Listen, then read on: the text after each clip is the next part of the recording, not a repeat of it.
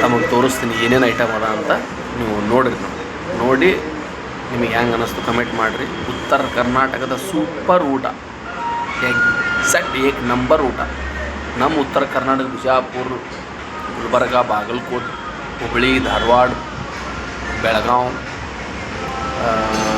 ಕಡೆಲ್ಲ ಸುತ್ತಮುತ್ತ 800,000 ಹಳ್ಳ್ಯಾಗ ಫೇಮಸ್ ಊಟ ಅಣ್ಣ. ಇದು ಫೇಮಸ್ ಊಟ. ಎತ್ತಿದ ಕೈ ಎಟ್ಟು ಹೇಳಿದ್ರು ಕಡಿಮೆ.